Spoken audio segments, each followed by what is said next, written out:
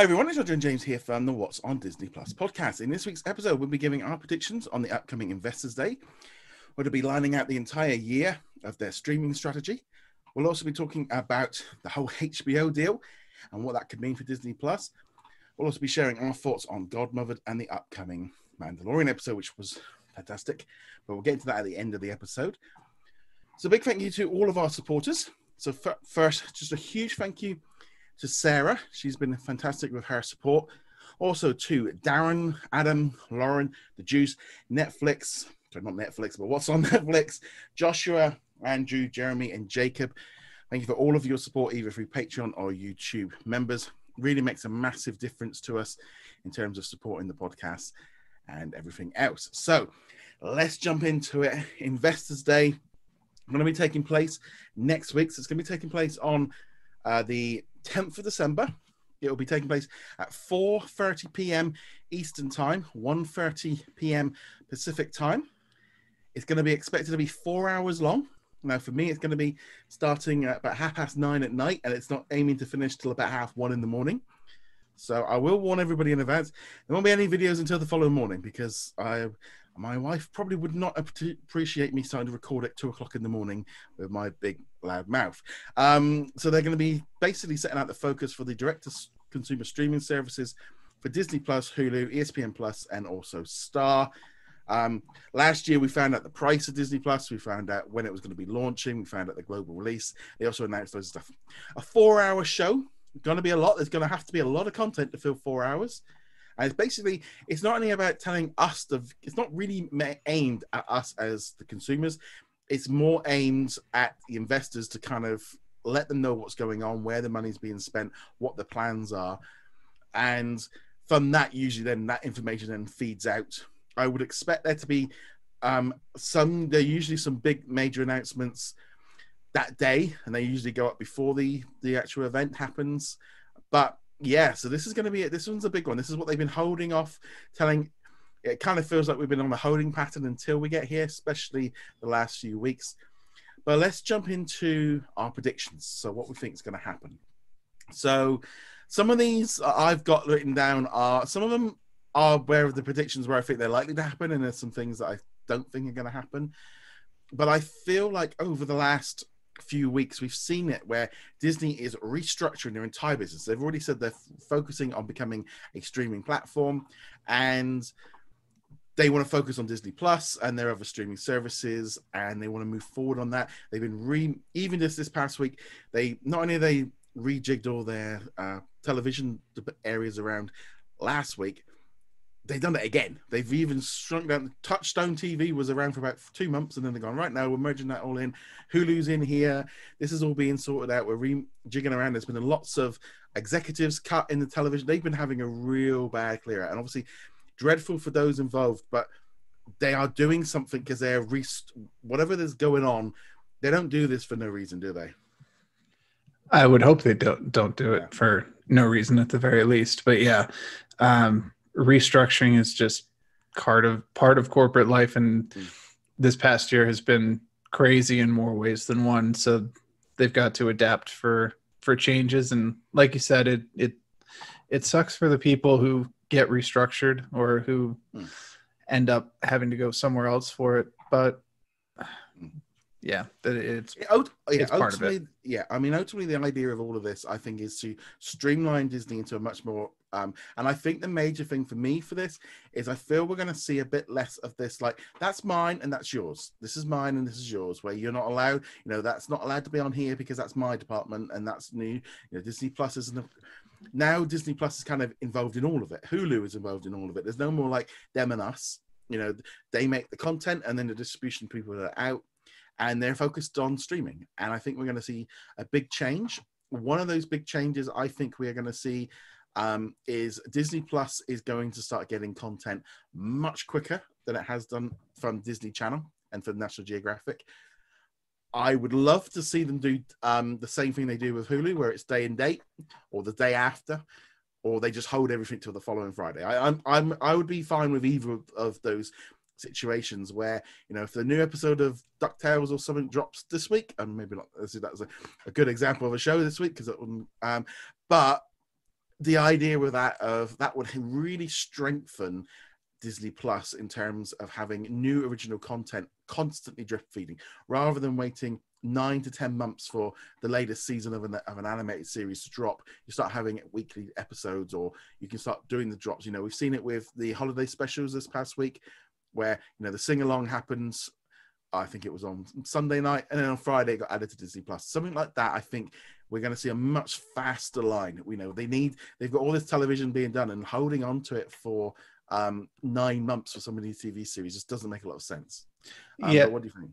I have to agree. And I think that last year, when we were looking at the upcoming investors call for last year, Disney Plus was still unproven. It was still like the new project, but it hadn't yet carved out a space for itself. Sure, some pre-orders were starting to go in already, but not that big a deal. So the Disney Channel and various other entities like Disney Channel really held the power last year. For them, it was, we have the content and we will give you the content when we feel that we've, basically sucked the life out of it already and gotten our return on it.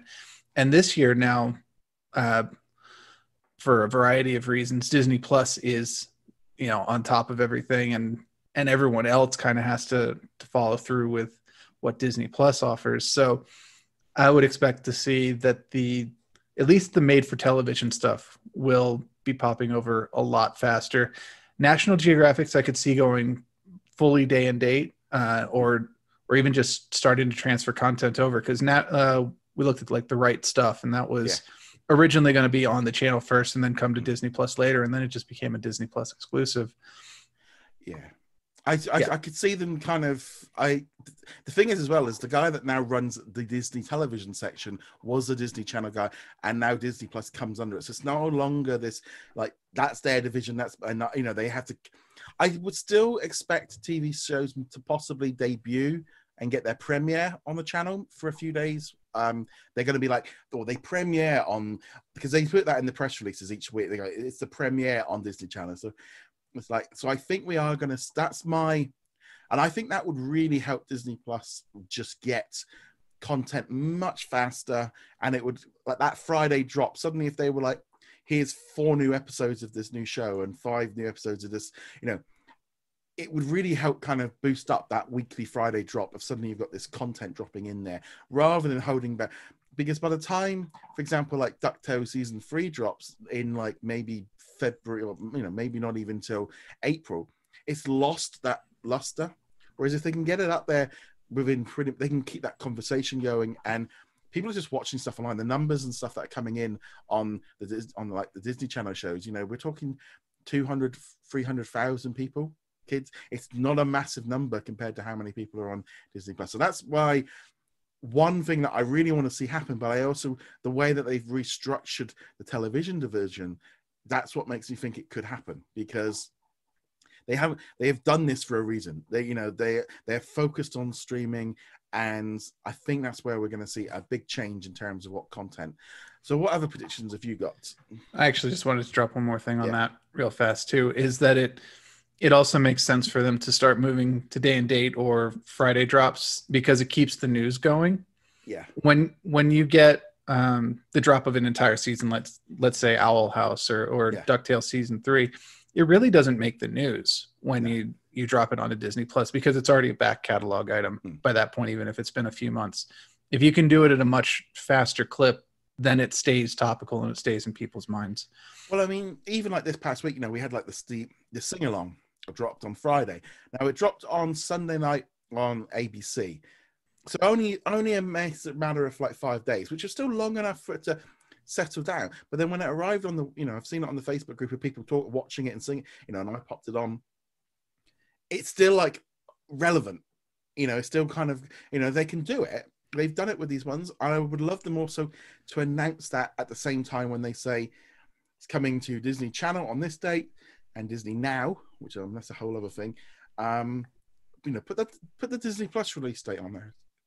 Start incorporating it into the because at the minute the PR departments are separate, and I think all that's all changing. The scheduling, that's all being done by different teams. Everything is moving around, and I think we're going to see a massive at the end of the day. it's a 4-hour show. They're going to have to announce some stuff, and to talk about some big changes. And I think the fact that the guy from Disney Channel is now kind of in charge of anything TV under the Disney brand, which includes everything on Disney Plus, it's a big shift. It's a big change. Yeah. All right. So moving on to an actual prediction rather than continue on there, I think let's get one of the obvious ones out of the way. New shows, and specifically new shows within the big name brands. Yeah. So we're talking Star Wars, Marvel, as well as some Mickey branded stuff or offshoots of that. Like let's finally get the Rescue Rangers going, or even just Chip and Dale by themselves, stuff like that. So that's a gimme. We all know it's coming, but let's talk more specific predictions, like one Marvel show, two Marvel shows. Are we looking at major characters, or are they going to introduce new characters? Well, personally, I feel like we've still got all the announcements officially of, Haley Steinfeld as Kate Bishop, even though we've seen pictures all over Instagram this week of her in Hawkeye.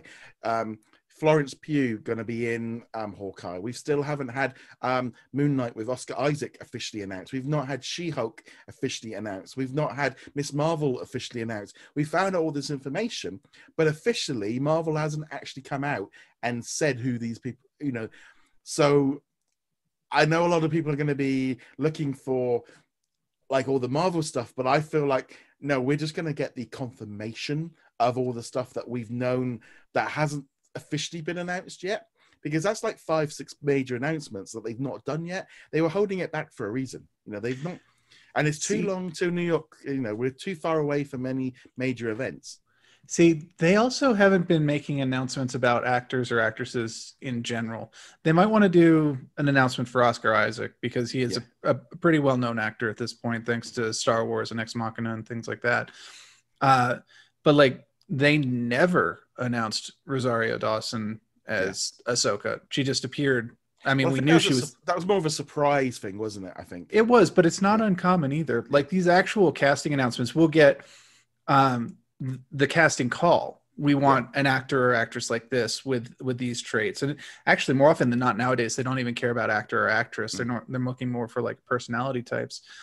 But for a lot of these, I don't think, especially for The Mandalorian, most of the actors in there never got formally announced in the Marvel shows, other than like the title character. So we know that's Wanda and Vision. We know Wanda. So Elizabeth Olsen and I'm totally blanking on Vision's name right now. Paul Bettany. Thank you. Yes, Paul Bettany. And that's it. They have not officially announced any of the other characters. Well, they did have at the they did actually bring a few of them onto the stage, because one of the girls that's going to be they're bringing in the girl that was in Captain Marvel. They're bringing an adult version. They have introduced a few of them. I just feel like they haven't actually announced like like Moon Knight and She-Hulk haven't been the title roles haven't even been, and Miss Marvel. I think those are 3 big announcements that we could see officially, and then they pop up on on the Zoom call or whatever they're gonna how they're gonna do it.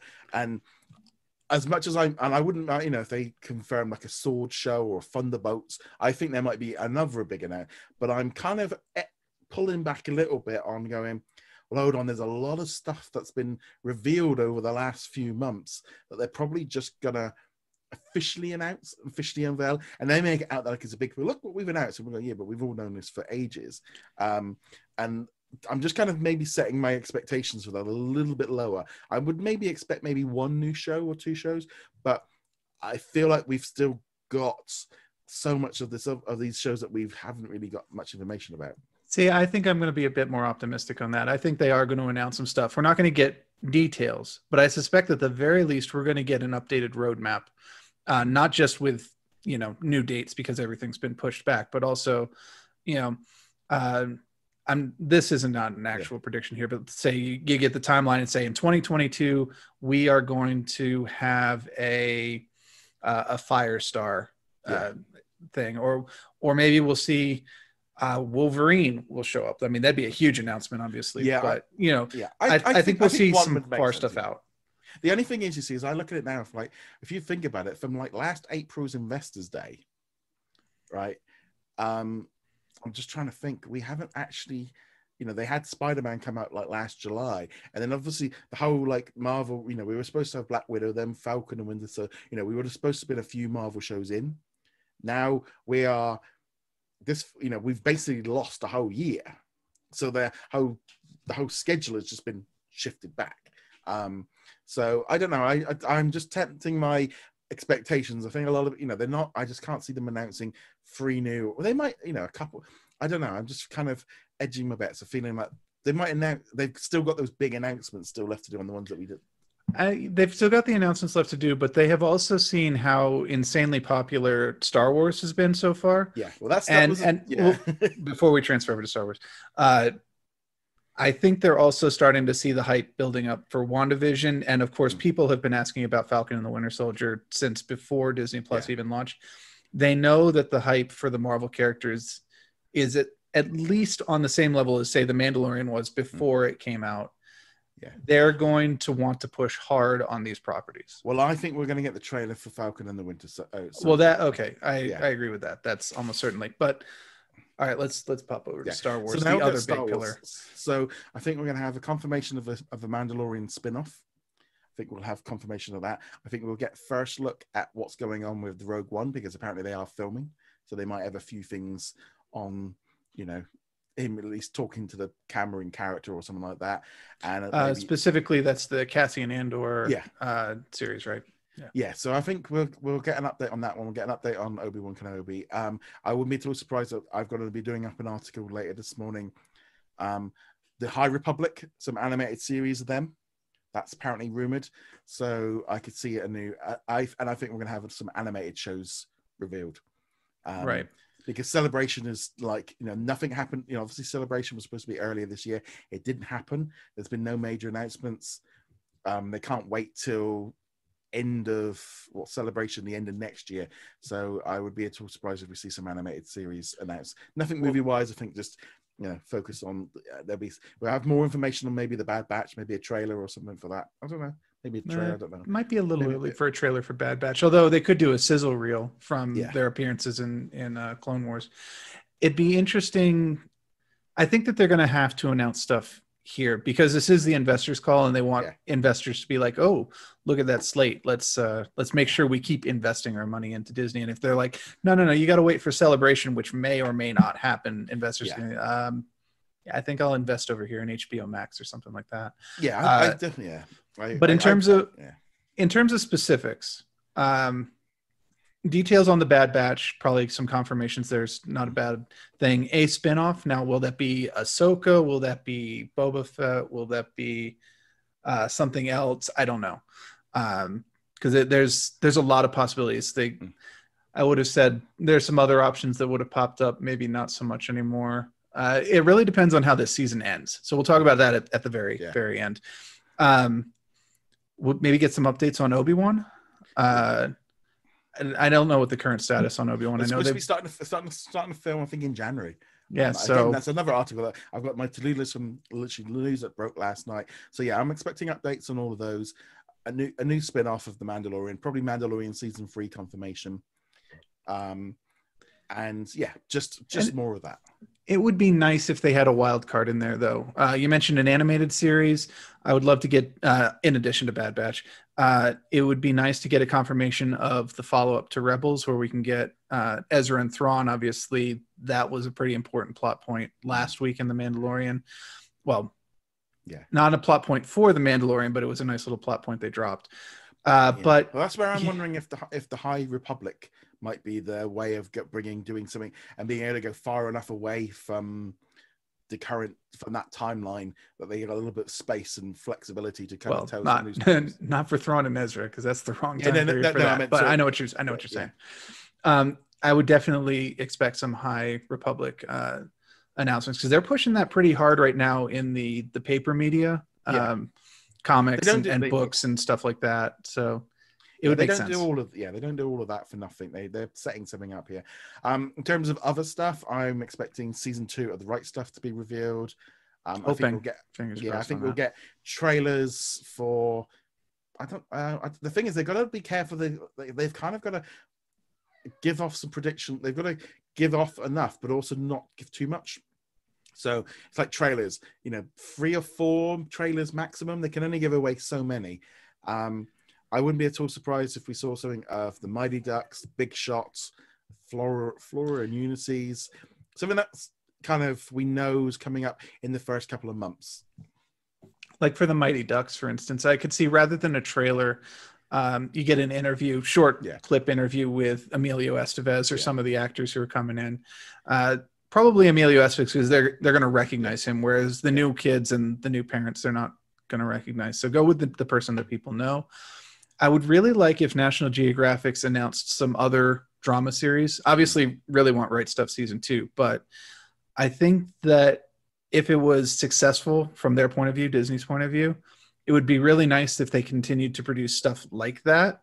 Not even necessarily stuff that I would watch, but having that content for people, making National Geographic's more of a serious part of Disney Plus. It feels weird to say that because it's actually like the most serious part of it, but people treat it as the 5th pillar or whatever. Yeah. And I'm going to bring up now, Discovery announced their Discovery Plus that's coming to the US in January. It actually launched a couple of weeks ago over here.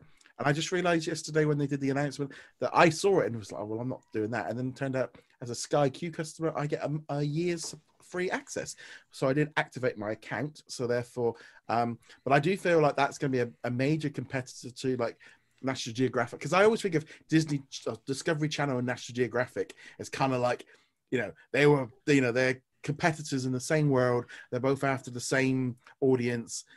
And that's the way I always look at those two of them. They're kind of hand in hand. They're always part of the same Sky package that we had. And you know what I mean? Yeah, I know what you mean from when I was a kid. Yeah. And not to disparage Discovery too much, but it definitely feels like in the last 10-ish years, they took a very hard right in their programming. And at least here, I don't know what it looks like in the UK, but we had a lot of reality shows, a lot of kind of trying to chase that current popularity buzz. Now they still did stuff like Shark Week and they still had their educational shows, which is what I hope makes up the majority of Discovery Plus. But yeah, the Discovery brand, at least I might be viewing it like through dated lenses at this point, but to me it felt like they damaged the brand. So I'm kind of hoping they go back to what they wanted to. Because I remember when I used to go to the US and you'd find like Discovery and National Geographic stores. Yep. They had shops and and I feel like Discovery Plus, I think it's got no chance of surviving and it's going to get swallowed up by somebody. Well, that might be the intention. Yeah. Put it out there and go, look, hello Netflix, or Amazon, please can buy me. But I feel like that's competitive. So I think National Geographic is going to have to lean in harder. I do think that if they can get that day and date stuff, that could really help keep National Geographic, and also just more of that. So there's that whole kind of thing. So let's we've got like I said, a few Disney things. I think we might have a few of the movies that they've been working on. Maybe I don't know. Is this kind of thing if they've got to announce stuff, but at the same time, if they announce 15 new shows at the same time, they can't show them all off because it's just overwhelming, and they'll all get lost in the shuffle. That's true, but it's also kind of the point of an investor's call, and so they can't show too many, but they can't show too few because that looks bad to the investors. And to be honest, from an investor's point of view, you're not really necessarily concerned with making headlines. You're more concerned with, oh, no, we've got content. We have things coming. It's not going to become a graveyard. It's not going to be a repeat of year one, where once Mandalorian season 2 ends, we have nothing until June or whatever. This is where I think this is where the whole thing of the integration of the television networks, of if you get the studios, if we start getting this content dropping, maybe they start doing, like, say, they went to day and date. Suddenly then the amount of content dropping onto Disney Plus goes big. There's suddenly so much more stuff dropping. And then, let's just talk about the big thing here of Hulu. Now, did a lot of news yesterday about Hulu of, lots of rumors of them integrating it or merging it with Disney Plus and all this kind of thing. And we've been talking about this for years. about the idea of them having one platform, Disney Plus, everything in it, and they're going to go all in on it. Now, they're going to be announcing Star, which is going to be the international version of Hulu, just without all the live streaming and without all the third-party content. And that's going to be going everywhere. And it's kind of looking like it's going to be built into Disney Plus as an extra tier. So you pay option and you'll get access to ABC, FX, all the rest of it, right? So if they do the same thing with Hulu as they do going to do Star, because that's the way I'm kind of maybe looking at, or maybe they'll just put that content into Disney Plus. If you've got a Hulu subscription, you could just do it like that. And suddenly Disney Plus gets a massive injection of day and date content, because then suddenly it's not just, it's all in one app, and you're going to start getting things like Grey's Anatomy episodes dropping in there, the FX shows. You're going to start, suddenly you have got this constant feed from the whole of Disney going through the pipeline, through the, whether or not it's the Disney Plus, then Hulu, Star, it's still going to be starting to be coming out through the Disney Plus portal. And I think that is where you're going to, that's that'll be a huge announcement. But also, can you imagine us like talking now going, right, okay, well, we've had a new episode of this, 15 episodes of stuff a week have dropped, and they're all available within our subscription. That's going to be very powerful. Yeah, I still remain very skeptical of it, though. There's a lot of content on Hulu that they do not want on the Disney, under the Disney brand. There's a reason that they have two platforms, and one is so they can continue to have the mature content. And I'm not even talking about like R-rated stuff. There's stuff on there that still falls under a PG-13 banner that you might just not want to have kids, because you're going to have to explain some very interesting things to kids on some of these shows. A lot of it depends on how well they can separate out the content between accounts. So I link Hulu. I don't currently have Hulu, but if I linked it and I'm sharing the account with my nephew, who's way too young to be watching even Grey's Anatomy or something like that. Sure, most of it would go completely over his head, but whatever. Would he see it on his Disney Plus? And I know in practice, or at least in theory, the answer is no. Yeah. But we have seen that when Disney implements new features or even basic features, it can take a while for them to get it right. That's not unique to Disney, but it is a problem that they have. And it's a can of worms that they may not want to touch. Well, I think the trouble is, I think we're at a point now where they're in the situation of they've got to go one way or the other. They've either got to completely commit to two platforms, or they've got to commit to one platform. The problem is the rest of the world has gone down the one platform route. Netflix, Amazon, Peacock, HBO Max, they have gone down the line of you get everything all in one big package.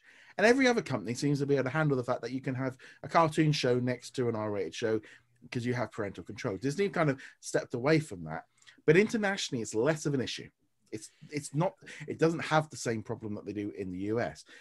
And I feel like if they can put in parental control, pin control, and if you have to physically purchase Star or Hulu to get into it, you've made an additional purchase to get into it. So if you didn't want your Disney Plus account to have any access to it, you've only paid your $6 or whatever it is, you can't see Deadpool on there because you haven't paid the extra to get to it. I think that could be the way. If you like, you might be on the lines of if you're really that fussed about not having it, you don't pay the extra fee, so therefore you wouldn't see it. That's the way that they can get around it. The problem here is you're comparing it to brands that don't have the history of Disney. Yeah. Like you look at HBO, it never had the history of being, this is the kids channel. You get HBO for your kids. Sure, it's got Sesame Street and the Not So Late Show with Elmo. It's got kids content, but it's never sold as kids content. Peacock is the same. Netflix is the same. They were never, this is a kids channel. Disney is very much, we are a kids channel. Yeah. And it is a constant, give and take. And we had that big problem at the beginning of the year where they're like, no, we want nothing that will mentally challenge you in the slightest. You get your happy Mickey and Minnie and all that fun stuff. And The Mandalorian is as far as we're willing to go, and everything else goes to Hulu. Obviously they've shifted, but they can only shift so far. See, it's all about branding. See, I think this is where the international side of things is going to be very different, because when you've got Disney Plus Star, you're going to have that. If you want access to it, you're going to pay extra to get that put on. And I don't know. It's this kind of situation now of the way that they are positioning everything. I think Disney Plus is going to become that portal, and Star and Hulu, there's going to be some kind of interconnection. It just wouldn't surprise me if you might have to, it might not even be coming up in the search. You have to click on Hulu and suddenly the whole app changes and you get all that content. There could be a real big shift over to it. But I just feel like we're at a point now where you can see the shift changing, and I think the trouble is everyone is looking at how many streaming services are you paying for and how much value are you getting. And I think the tiered system could work very nicely, because I feel like it's much better to have Disney Plus. Oh, and you want some more, you pay a little bit more and you get, here it is. And that will work nicely, because a lot of the other platforms, Amazon, Now TV, Peacock, they're all offering these tiered services within their app. And I don't know, if they didn't have Hulu to begin with, would they launch a second streaming service? I don't think they would have done. They're doing, no. Yeah. No, if they didn't, if they didn't already have Hulu, they would not be doing a second streaming service. But they also would not be putting a lot of this content onto Disney Plus. They would be like, we're going to keep the Marvel stuff, we're going to keep the Star Wars stuff, we're going to keep the Mickey stuff, and related and our, the animated movies. But Grey's Anatomy will cut a deal with Netflix to put it on there. Deadpool, we will talk to HBO and get it on HBO or something like that. But yeah, if they did not already have Hulu, they would not be making it. I still think that there's going to be that thing of like Hulu/Star is going to have this kind of thing of you're going to have to pay extra to get access to that more adult content. So therefore it removes it from the Disney branding. So it's kind of like, well, it's in the Disney umbrella, but you've had to subscribe to that on top of it. So you had to know what you were getting in on. And I think we're going to see some more interconnection between Hulu and Disney Plus. I think that's definitely going to happen. Whether or not the apps kind of flip, or there's something that's going to have to happen to allow that, because they know with Disney Plus has a weakness when it comes to the other one. I mean, it's massively successful and it's found its niche, but Disney are very much, they're putting all their eggs into the streaming system. And I think whatever Star, and then there is other side of things. Hulu might stay kind of as it is. Maybe they just put more effort into it. We start seeing more things flowing through there. But what happens with Star could be the indication of what could happen to Hulu after they brought it out. That could be, Star could be here's what we actually want to make. and Hulu's this thing that we've got to deal with till 2024 till we purchase out the contract from Comcast. I'm not convinced at all that they're going to just merge Hulu into Disney Plus completely. There's too much problems with that. Streaming, live TV, the live bundles, the third party content, all the way. I just feel like you could have access to certain content within it. Maybe their own content is available within Hulu, or the originals. I don't know. But for me, I still think it's very messy over here in Hulu land. Star is kind of like their fresh take.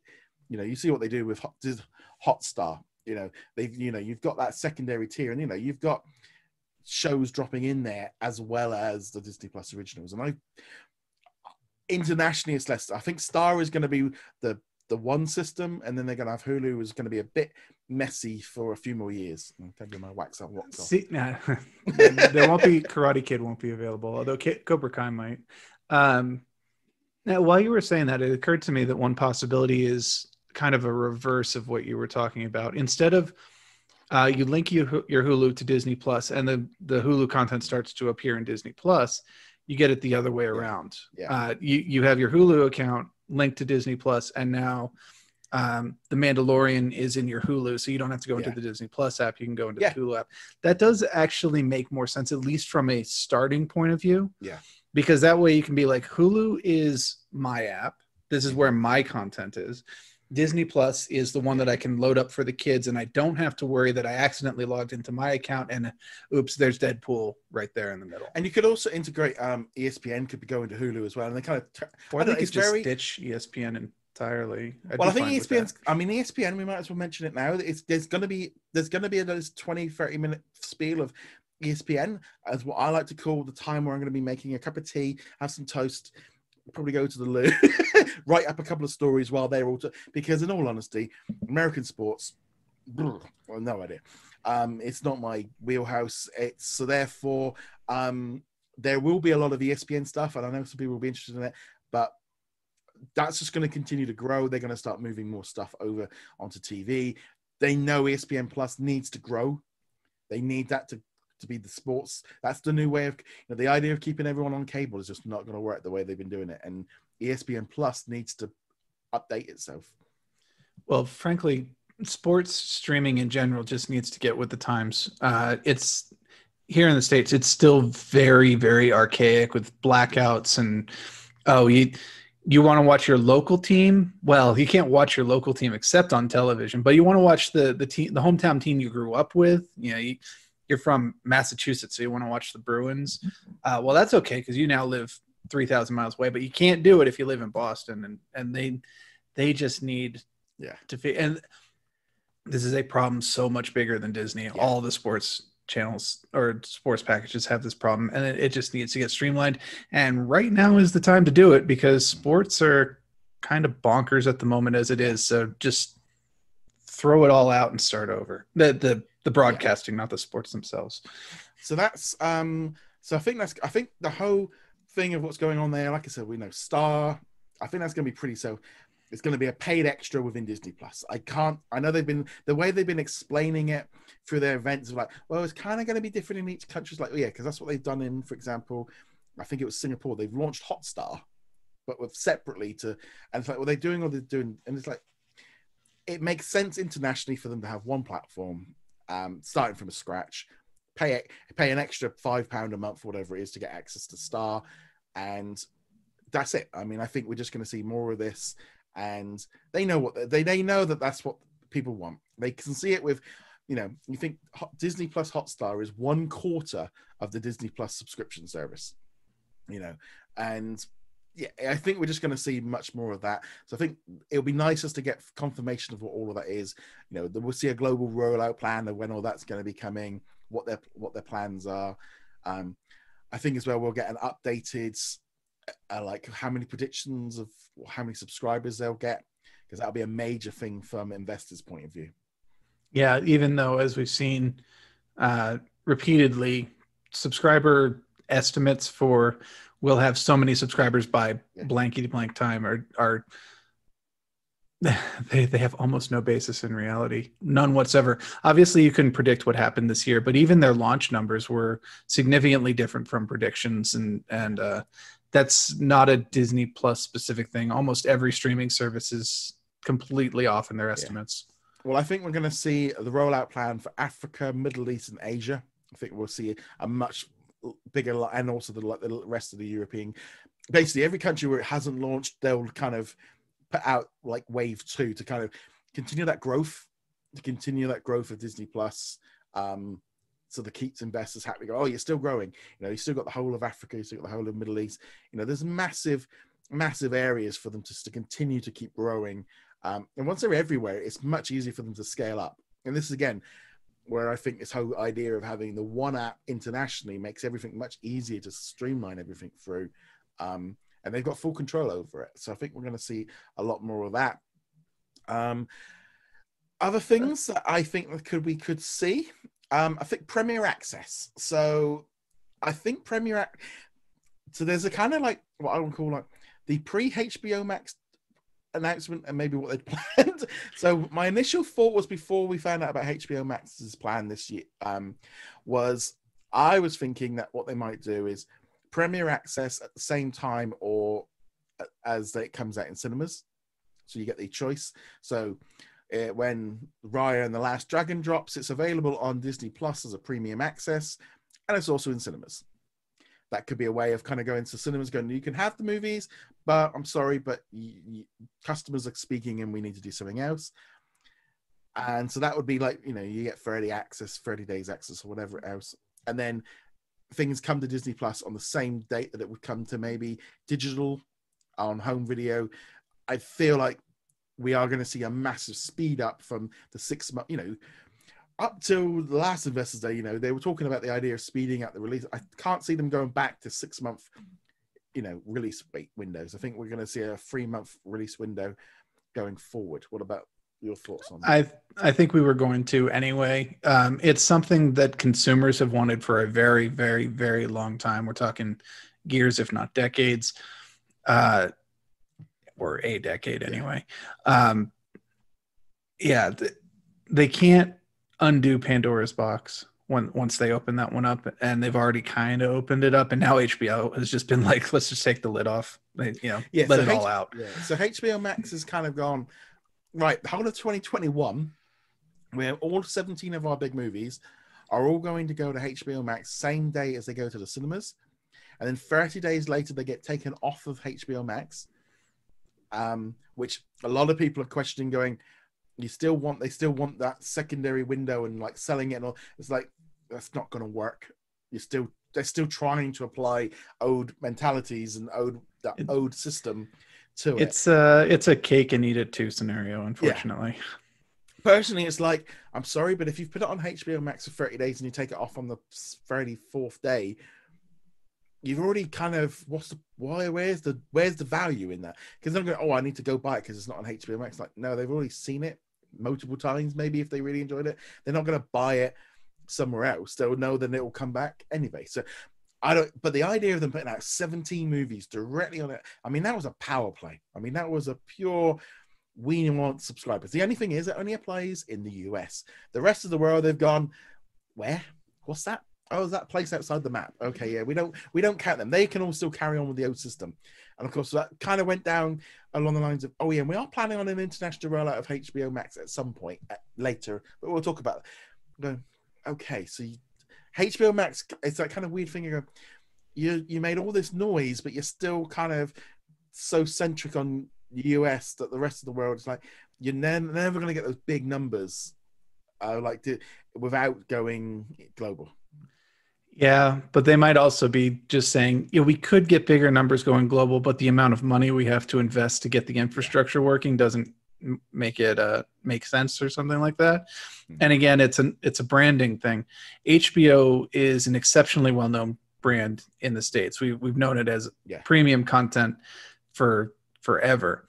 But as far as I know, most European countries don't have an HBO channel. Like, their content ends up on BBC or Sky over here in the UK, all HBO content goes through Sky.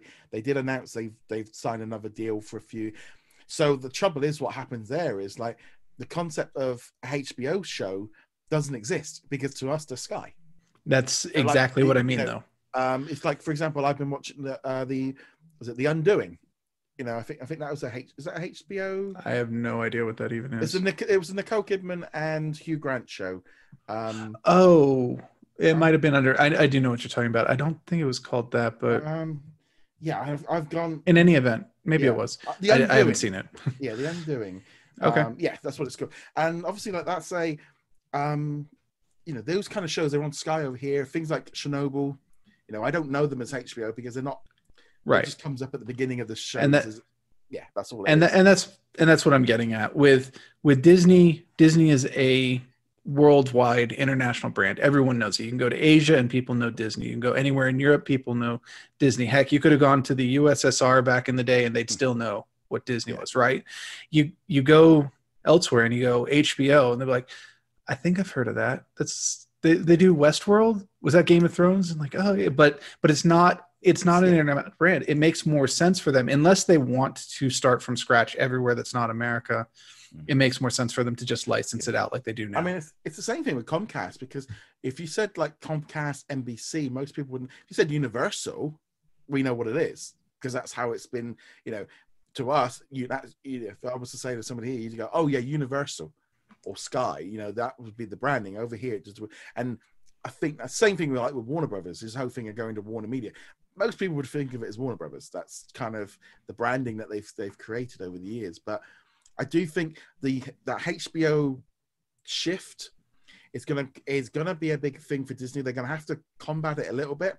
Investors are going to be looking for them to go in strong, and for that, I think we will see the trouble is they're going to be very hard pressed to put that premium access and go, well, HBO Max are doing it over here, but we're not going to do that. We're going to make you pay for it. I think that's going to be a hard ball to play. I do think we're going to see I think we're going to see a number of movies that were coming to cinemas shift over to Disney Plus, things like Cruella and a few of the side movies that maybe they're going to shift 3 or 4 of them over to Disney Plus to because I think that the 2021 film slate is too big. It's too big right now. It won't be eventually. It is important to remember this is the investor call, though. While consumers like you and I and most of the people listening to this are going to be like, no Disney premiere access. Give us the movies. Give us Black Widow. Give us Raya. Give us these movies. The investor's going to be like, oh, you say you're going to make money off of this. Well, maybe it's not as much money as we wanted to make, but we do like getting some money as opposed to no money. So I think that there will be at least several titles, or the Black Widow being the obvious one, where they'll be just like, we're going to do the premium access. I don't know if it'll be day and date. I think it's too late for them to react to the HBO Max. I mean, the stuff that they're doing for the investor call, they probably set in stone like weeks ago, but they will have to address it. But I don't think it will. They're not going to do like the Wonder Woman. It's here, it's in theaters, and that's it. We're washing our hands of it. Otherwise, they'll announce some premiere access, and it's not going to be a day and date kind of thing though with cinematic release. I can see them do premiere access with right. Yes, that I could see. It's but I don't see them going, here's Black Widow on Disney Plus on the same day. Not at $5.99 or $6.99 a month. It's just not cost effective. No, and again, it comes down to the product. HBO has certain expectations for the quality that the consumers have the expectations, and they have different expectations for Disney, and that's just kind of the way it is. Plus, HBO is more expensive to begin with if you want like the truly premium one. Sure, it comes with your TV package if you have it, but the other thing is HBO doesn't produce most of this movie content. I know that they've got the Warner Brothers section, so like Wonder Woman and whatnot, they are, but it's still kind of at least once removed from HBO. So they're not quite on the hook the way that Disney Plus is for getting a return on Disney shows and movies. I mean, 2021 is going to be difficult because the cinema going is not quite. I know obviously everyone's excited about the vaccine and stuff, but it's not. We're not all getting this. We're not all getting our shot next week. As much as the news is kind of put out. I know over here in the UK we've got the. Yeah, it's not. We're not all getting our injections for months. I am at the bottom of the priority list. I'm probably not getting it until halfway through next year. Unfortunately. Yeah, so it's going to take a while. So I think the only thing that did get me with the HBO was they just pretty much. I think they gave some certainty as well. I think that was what maybe investors like a bit of certainty as well, because essentially what they did is they've gone, right, we can't keep delaying, we can't keep moving things back. Now that I think filming's back underway, I think they're going to be much more happy to start releasing stuff. I think when there was no filming happening and they didn't know when things were going to get going, it was much harder for them to kind of go, let's start really, because it was a bit like, well, we need to keep this stuff. If we haven't got any filming done for 2 years, we need to, there's that kind of, now filming's happening, they can kind of, they know they've got that pipeline back in place again. So, yeah. Yeah, they certainly can at least go, all right, we don't have to worry about running out of content, or at least not as fast. We might still be releasing it faster than we're making it, but we're at least making it so we can stretch it out. The question, again, it's an investor call. They've got to be able to make money off of it. And at least to investors, it's a bit nebulous how you get your money back through Disney Plus, because it's a one-time payment, not talking premium access, just you get the subscription per month. How do you count that? Does the $7, you say, well, that $7 goes directly to Mulan? Because that's not how it works. You've got 4 episodes of Mandalorian. So, okay, that's $1 or something per episode, and so on. And yeah, investors like, graphs that clearly show how Mulan made its money back or didn't make its money back, or how Black Widow will make its money back. And if you have just a subscription fee, it gets very hard to show The thing that. is, we've always looked at it very much like, movie makes their money back by the box office. That was always the way everyone we've always looked at. And now it's more like, how many subscribers does it get? How much does it keep you? Netflix was paying Disney like $50 million per movie, to have access to it. They were paying millions just to have access to an old movie. So the value of a new movie is probably much higher. But, I think we're just going to see a shift. I'm not expecting Disney to fully, they still like the big event movies. But I think anything that's not an event movie is no longer hitting cinemas. They might still get like very, very limited releases, especially towards the end of the year. But yeah, you mentioned Cruella. I could definitely see that just jumping straight over to digital, something like that. Here, the 20th century movies are a bit more difficult because of the deal they've got with HBO. But things like Cruella, maybe even like Luca, the Beatles, I could see that one maybe moving over. I think the Jungle Cruise are still very much, I think, they want that for a nice big summer movie. I would consider the Jungle Cruise probably on the same tier as some of the, it's not Black Widow, but it's hanging out in that we have high expectations for this movie. I don't know. I think they're going to see how Soul does, how that resonates with customers and with things like that. So I think we are going to see some I think Raya could be the next big one to move because of the February release date, because it's now going to be like, so I wouldn't be so surprised if Raya gets, that could be a big announcement in itself, just to kind of keep the things going along. But so I think we are going to see some more premiere. I can't see them doing the HBO deal the way they've done it. It doesn't make financial sense, and I don't think the investors would be happy with that. I think I could see them doing it eventually. When they do it on their terms and with it planned in the budgets of the movie. I mean, because we're in a situation now where they have to take movies that were never supposed to be released in this way, and they're releasing them this way. But if you go forward to, let's say, 2023, and they're working on, I'm going to make up a movie, Black Widow 2. They're working on Black Widow 2, and they go, and all right, we're going to give it the budget. We're going to release it in cinema, but we're also going to do a release day and date on Disney Plus, just normal release.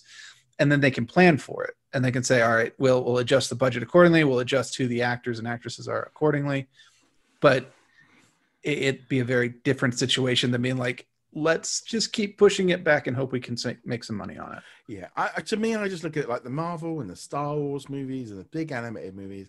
I think the animated movies are a bit different, because the thing is with the animated movies is I feel like they probably make more money from the merchandise. So getting it out to kids quicker might make more money through the channels rather than through the actual movies. Because a lot of the animated movies, the $1 billion movies, they're much less likely to do it. Yeah, and that would require them to shift their priorities on new properties a little bit, because we've definitely talked in the past about how their animated releases kind of flicker at the merchandising side. You look at like Zootopia, Big Hero 6, even Frozen when it first came out, and like I can't find anything else or Anna related. I can't find an Olaf toy. I can't find a Kristoff or a Sven.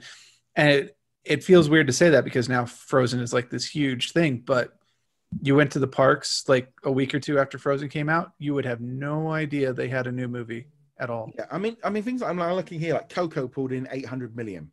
So they're up there, Inside Out pulled in 857 million. So some of the big movies have done some great numbers. But I don't think Soul would have done that even had it been out anyway. And I don't feel like not every single Disney animated movie hits those same heights. But there is that line, and I don't know if this, I think Premier Access is going to stay around. I think they're going to use it. I don't know necessarily stay at $29.99. I think it will be a little bit cheaper. I think it'll be tiered, probably. Yeah. A major release might stick at $30, but they're like, we can't do that with Raya, so we'll put that at 20 or 15.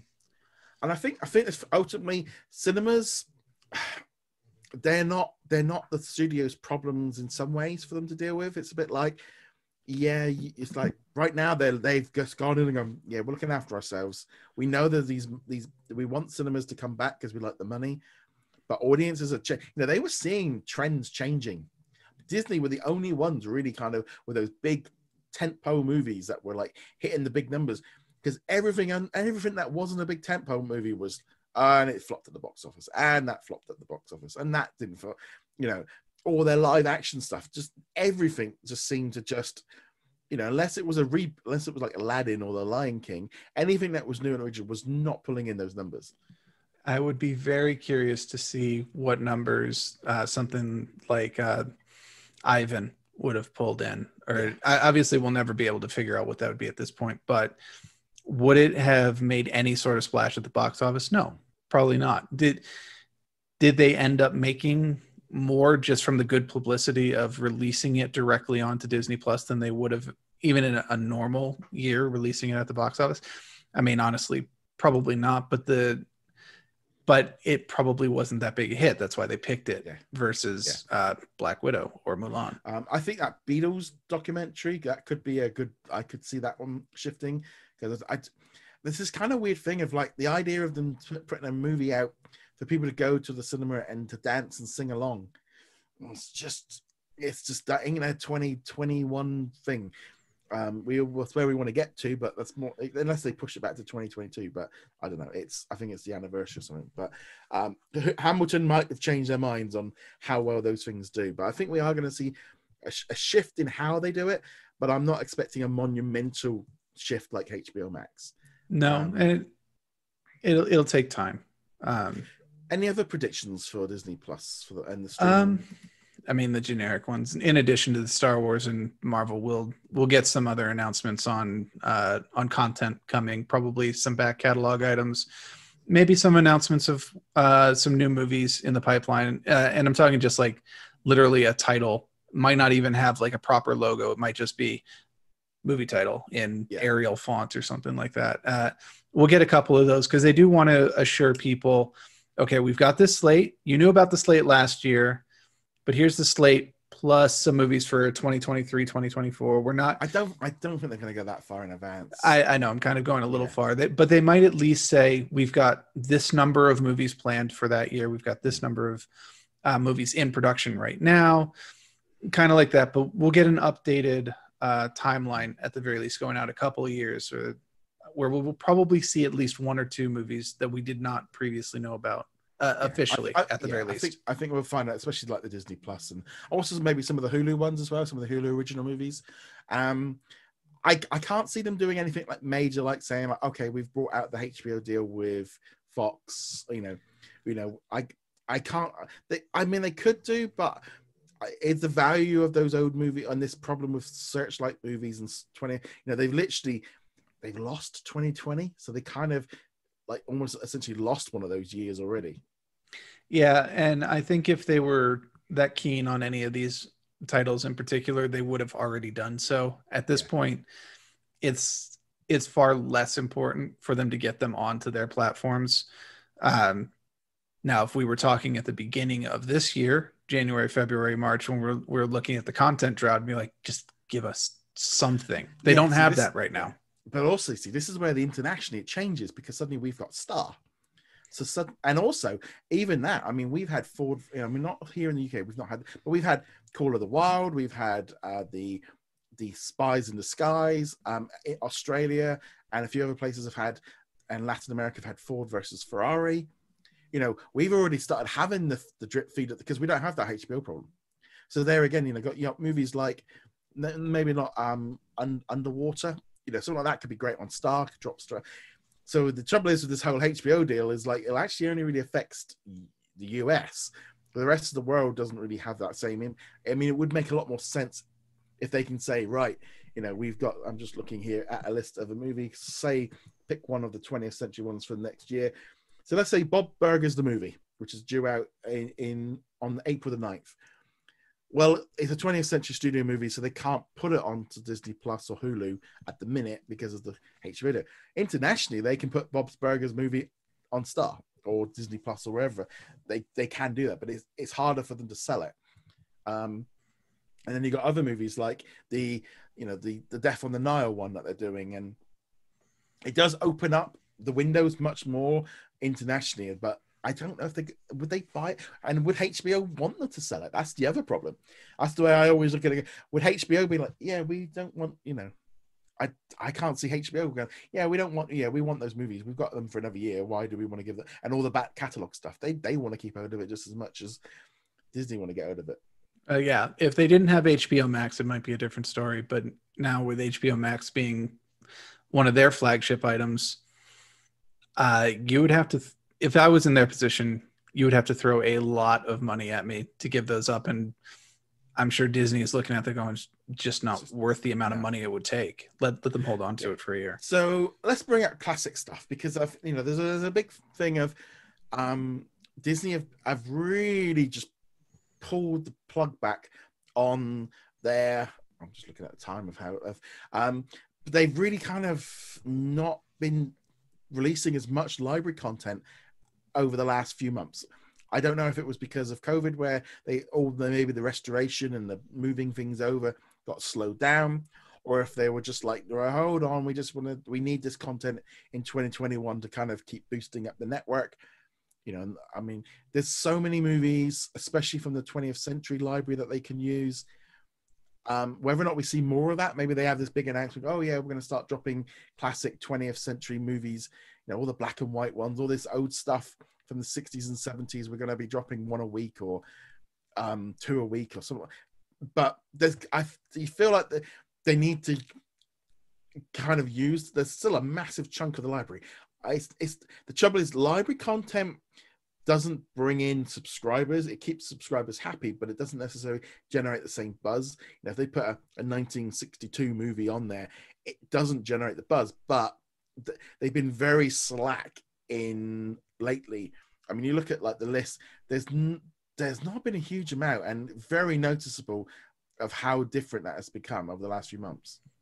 I have to assume that this is kind of the same situation where we were just talking about, where they could put some additional ones on there if they wanted to, but it would take the resources to do it. And these aren't even the same resources what they use to create new shows. This is just restoration.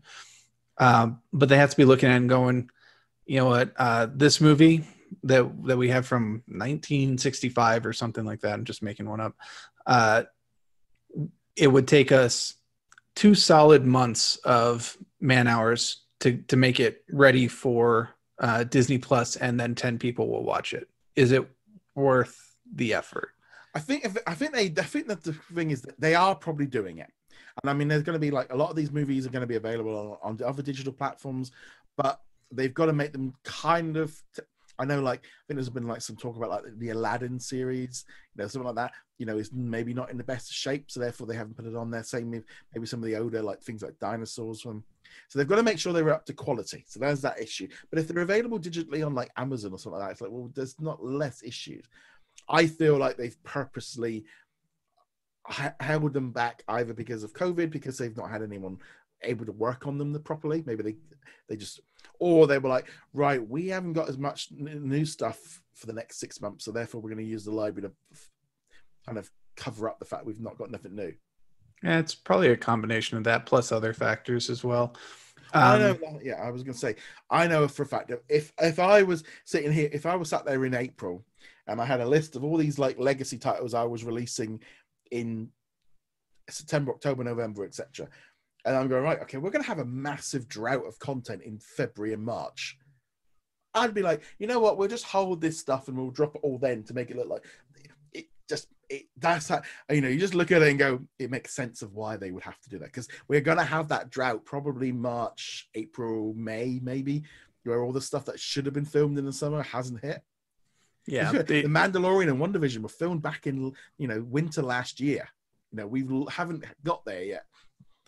Yeah, we'll have to see what that looks like. I don't think it'll be as bad as this year's drought was, because they do have more things they can draw on. But yeah, they could be holding a lot of the library content to be like, well, the Aladdin television show, we'll put it in there when we've got nothing else going on.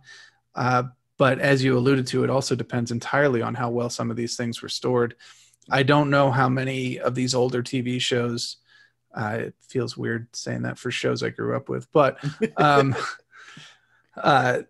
we don't know how they were stored. Some of them might not exist in digital form at all. And if they've got go back to the old reels, the big old circle reels, and gotta restore those, scan them in. You're talking hundreds of episodes across several different shows. That is a huge amount of effort. And if they sent everybody home for COVID, which they did back at the beginning, if those shows weren't digital at that time, they weren't becoming digital until people started going back to the office. The other idea is, maybe they hold a lot of them back because 20th Century Studios is about to become maybe the sixth pillar of Disney Plus, and therefore there's going to be this whole new section, and they want to add 150 new movies all at the same time, or 100 movies or something, and be like, now this is one of our 10. That could, I could see something like that happening, especially if it's, they've been bringing in a lot of 20th century stuff. It kind of, if they want to keep that brand, you want to put it as one of those icons. If they want to keep that brand, which they do for the moment, but they might not want to long term. Who knows? But yeah, so that's any other predictions for, I think that one. None that anyone would take seriously at that point. I think it'd be, I'd just be randomly doing stuff. I think everyone has to just have a look at it and go, right, we're expecting some fun stuff. We're expecting some big news. There's probably going to be maybe a little bit of bad news in there as well. Generally, it feels like they're doing all the bad news at the minute. But you just need to temper the expectations a little bit of, they're not going to do everything we all want, because ultimately Disney Plus has, some people just want it as it is, and it's just a kids babysitting service. A lot of other people want it as a digital library of every single thing. Other people want it just to be in, a combination of everything. So it's all going to depend on your area. But there was also some other bad news this week that they announced that they're closing down Radio Disney and Radio Disney Country. I think there will be some people let go from there. But they literally put in the announcement that it's being done so they can focus on Disney and Disney Channel and Disney Plus. I'm like, you're closing a radio station to focus on Disney Plus. Okay. That was in the official announcement. It was like, okay, you guys are, you can see this figure of like, we're focusing, we're streamlined, because essentially they've got all these different I would like it if they could maybe like things like YouTube, like maybe stop trying to put your stuff on 25 different platforms and just, put things all onto one. It would make a lot more sense. But radio station shutting down, I'll be honest, I'd never heard. I've seen Radio Disney advertised on the press site, but it's not a thing over here. So therefore, I've got no connect. To be honest, I didn't even know Radio Disney Country even existed until it was announced it was closing down. But yeah, it's sad for those of it, and I know a lot of people go, "Oh, it's a child." The trouble is, and it always brings it up when everyone says, "Oh, they're deleting some." Yeah, but if you haven't watched it since you were a child, or you haven't used it for years, that's why it's not. It's not. That's usually why they're closing it down, because no one's using it anymore. I mean, to be honest, I think the only place I've ever encountered Radio Disney is at the parks themselves. Either they're piping it in over the loudspeakers, or it's on the bus or something like that. I don't even know how I would listen to Radio Disney. I assume it's part of like one of the like iHeartRadio or something like that. But well, not anymore. But yeah, it sucks for the people involved, and radio in general, kind of going through hard times themselves. But yeah, I'm not sure how radio resources impact Disney Channel or Disney Plus, but I think, I'm wondering if it's about the idea that they don't want their attention split. Like, how much money is this bringing in? We're making content for it. We're making stuff for the YouTube channels. We're making stuff for the radio. We're doing these, because also live events as well. They put on all these different live events for music. They can't happen next year. And I think it was just along the lines of, how much is this thing bringing in? Nah. And I think they just went down the line. I think COVID has done it with so many businesses, and I've done the same, where you go through and you go, anything that you just start doing some real number crunching. COVID has really made a lot of businesses go, where are we making money? Where are we losing it? What can we do? We need to make some changes. And I think there's been a lot of, and it's not, every business has gone through this over the last year, where some serious time has been spent sorting stuff out. Yeah, it's unfortunate, but it's just the way it is, unfortunately. Right. Okay. So now let's move on because it's a bit of an extended one. So I'm going to quickly jump into Godmothered. I did put up my review of Godmothered on a video earlier in the week. I put up a written review. The embargo lifted on Thursday for that one. I really enjoyed it. My wife really enjoyed it. It was a nice, funny Christmas movie, a kind of combination of Enchanted and Elf put together into. We thought it was fun. We thought it was a nice little Christmas movie, but I know you didn't think the same. Yeah, but it's for the same reason I mentioned last week. If people remember, I got about 10 minutes into the movie and I was just like, I cannot continue watching this. I'm literally like squirming in my seat as they go through the humor bits, and she's embarrassing herself and she's being all peppy and everyone around her's like, and I was just like, I can't sit through this at all. So not a commentary on the quality of the movie. If you liked Elf, if you liked Enchanted, I think you'll like this. But if you are like me and you can't watch cringe comedy, just like, nope, just stay away. Just stay away, because it was a very uncomfortable 10 minutes. Yeah, see, I could say me and my wife, we sat there, we kind of, we got snacks in, sat there on the couch, covered, and we just enjoyed it, and I liked it. It was a nice kind of. It wouldn't have been a movie we'd have gone and seen at the cinema. It would have been something we'd have rented and done that whole. It wouldn't have been a movie that we would have gone cinema to, but it was that we enjoyed it. We both liked it. We were both laughing away. There was lots of funny bits that we liked, and it was just nice. It was nice just to have a comedy with some laughing, and it being, it wasn't serious. It didn't take it, and I liked it. And it's hard to say, but it's just, if you want to watch a family movie and you like, try it out. If you gotta keep, I think that again, your expectations. My expectations weren't a lot. So therefore that is a bit different. We watch these movies and stuff like that. And that is the difference of, I think with having these options on Disney Plus, we both really enjoyed it. And I thought it was good. I know there's a lot of people, it's like, well, it's a very Disney-fied Christmas movie. It's very, very safe, very plain. It knows what it's doing. It knows where you're going. You know what's going to happen. I mean, we had to have the big sing-off at the end. That was the one thing that's like, really? They have to have the whole, as long as the girl can go up on the stage and put on this amazing performance with no preparation, no timing. You have all the special effects. It's like, why does everything have to end in the big sing-off? And if you perform on the stage in front of everyone, that's going to make your life better for the, like, most people want to be, what are they? I think I remember it from the Seinfeld episode. Most people would rather be in a casket at a funeral than actually giving the eulogy. It's that kind of thing. Public speaking and public singing, most people don't want to do it. So that was my one gripe. There was one other thing which I really picked up on, and my wife didn't. We got to the end, and suddenly they went back to the fairy tale land. And it all went to a cartoon, right? And I was like, and they're telling the story, and they say, everything happily ever after, bing, bada, boom. And there's only maybe 30 seconds, a minute of footage, And I turned to my wife and went, they couldn't film it. I went, she's like, what? I said, they didn't have time to film it to get it out for Christmas, so they did an animated version in lockdown. My wife went, what? She said, I wouldn't even thought of that if you hadn't. She was like, I didn't even think about it as like something of why they did it. I said, well, why didn't they do an animated thing at the beginning when we were there? It would have made more, if they did it animated at the beginning, and then when she went into the real world, it would have been more like Enchanted. But like, why at the end did you go into a cartoon? And I said, they couldn't finish filming it. They obviously got stopped filming, and they went back and did a little bit to finish it up. But I went, no, they couldn't finish the final scene, so they made it. Like, it doesn't distract from it's perfectly fine because it's obviously Cinderella and they go back and it's fairy godmother and it's fine. But I just instantly was just like, ding, I know what you done there. It was, I think, it was like, why did you go animated? There was no reason to go animated.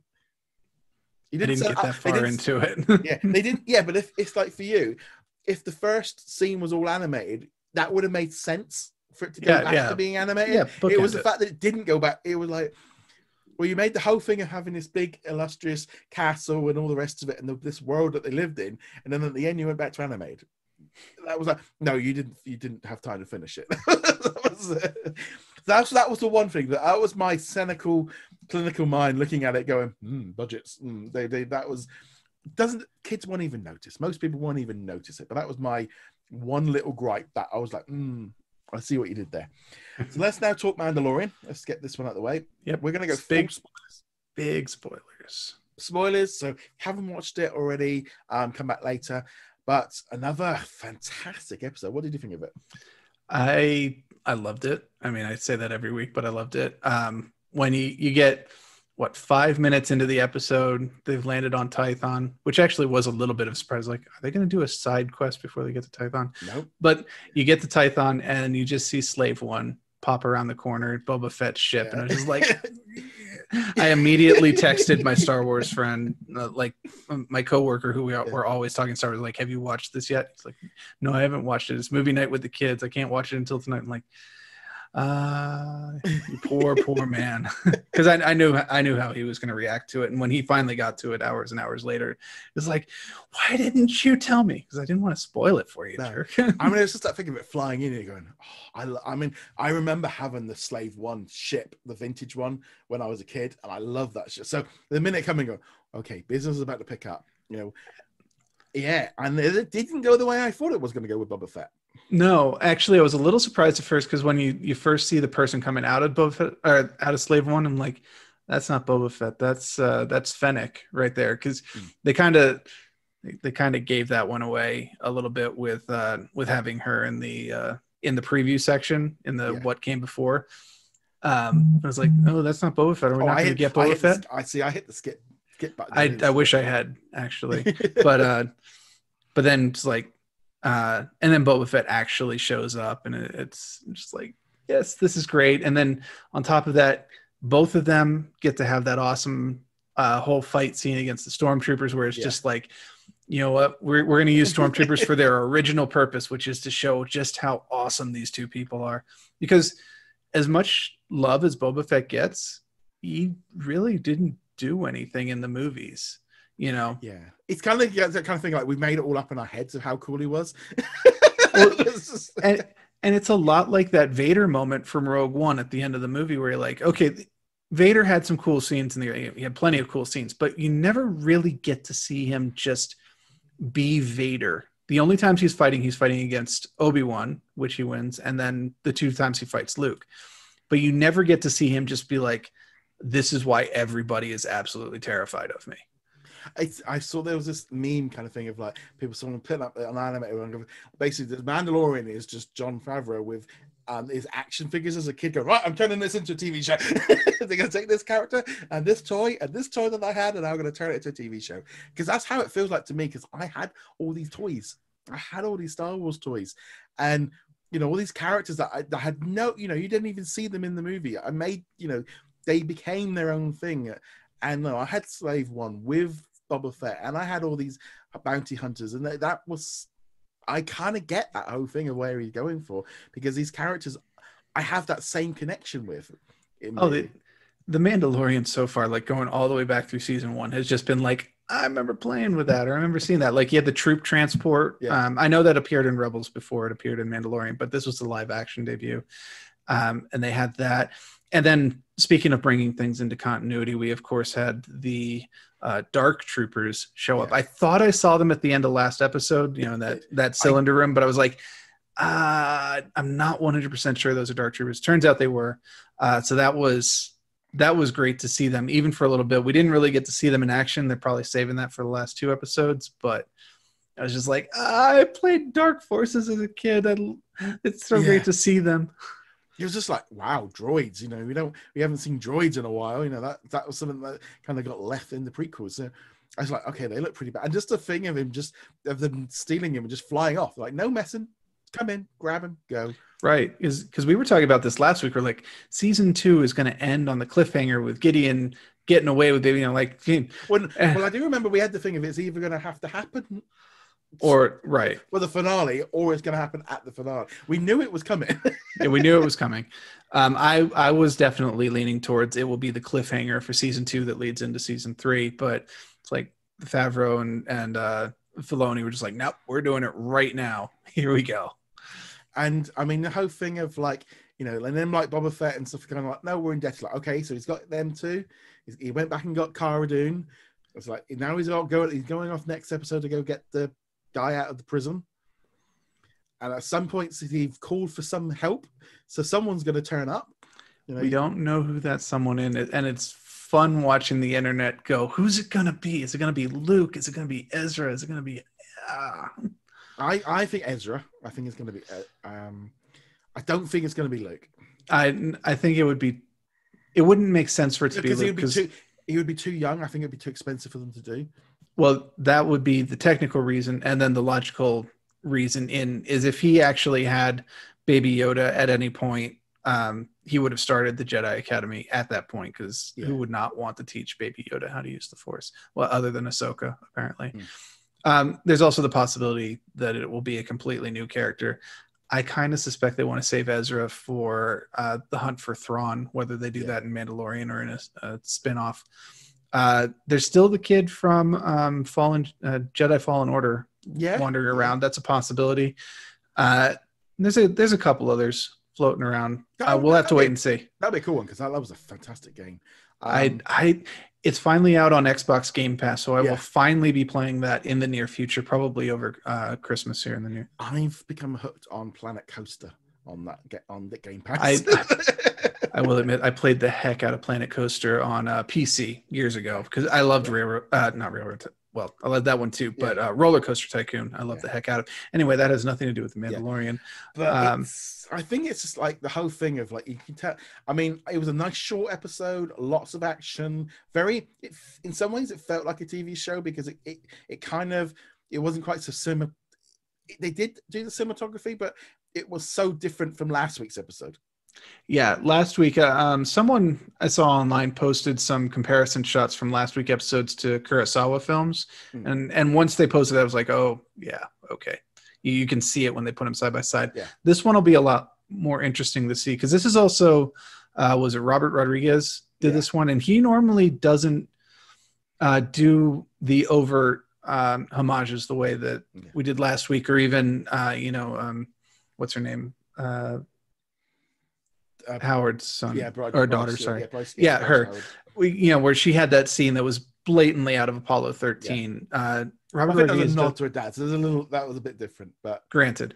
But Rodriguez normally doesn't do that kind of thing. His references tend to be more dialogue or situational rather than cinematography. I love the Mariachi trilogy. I mean, I loved all that one. I've only seen Desperado from that one, but that was a really good one. But either way, having him direct this episode was great. It was a fun action episode again. Just watching Boba Fett maul stormtroopers, both in armor and out of armor later, was great. And 2 episodes left, and honestly, I think next Friday, it's going to be like going back to being a kid. I'm probably going to wake up early and watch it before going to work. Yeah, I'll be honest. I think I'm going to, it's going to be the week after the finale.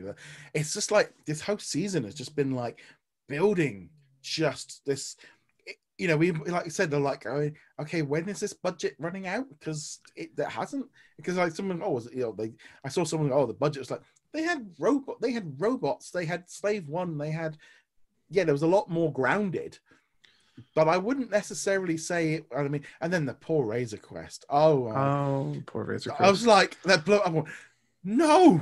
I'm like, I'm so glad I didn't buy that vintage collection spaceship now. I'm looking over your shoulder there at the Razor Crest Lego. Smash it up next week. And I was just like, I'm so glad I didn't spend $130 on the Lego. I even spent 20 quid on the stand to make it kind of cool. I was admiring that earlier.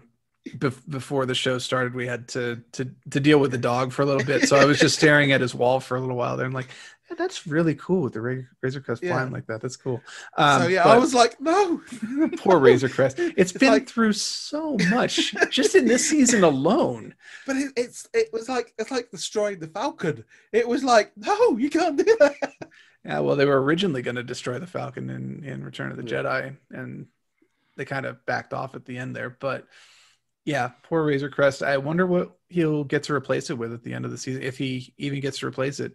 It's not going to be Slave One. We have to assume he's not going to get Slave One. But unless Boba dies, but No, I mean, I could see an argument for it happening, but they're almost certainly testing the water to see if they can do a Boba Fett series off on its own. The thing is, it depends on where I'm still very on him of whether or not they can do that with him. But I liked as well. They didn't, in taking out the stormtroopers. It was like because it's like I mean, I play games like Star Wars Legion and X-Wing and stuff like that. And while he's a bounty hunter and he could always flip, in the movie he was always very much straight down the Empire side because that's who was hiring him. So it was nice seeing him. It's like, okay, no, he's and then it was like he's gone up when he went up above the clouds and like, no, they're back, that kind of thing of like. I thought that was really interesting because I was half expecting them when he was smashing the faces of the stormtroopers that they were going to like reveal one of them to be one of them like him. It'd be too late in the timeline for it to be because the clones. Yeah. Well, the clones other than him all aged super fast. Yeah. Like you look at how old Rex was looking in Rebels, and that's a long time before this. It's like 9 or 10 years before this. I actually was kind of thinking the opposite in that regard, where he was going to make like some offhand comment like, "My brothers were better than these guys were," or something like that. But yeah, just seeing him in action was great. It was cool. But there we go. So that is this week's episode, a bit of a longer one because of the predictions. We're going to have a little bit of a bonus bit on Sunday for Patreons and YouTube subscribe channel members. We'll get access to a new episode we're calling about Brother Bear, and everybody else will have access to it next week. Unfortunately, we couldn't do it last week due to technical issues. But nevertheless, a huge thank you again to all of our supporters. A huge thank you to everyone who has subscribed. And also, if you haven't already done so, make sure you go onto the website, find us on Twitter, Facebook, sign up to the email, whatever way, just to make sure you get all of our articles and all the latest bits and pieces. And we shall see you guys in another episode. Later.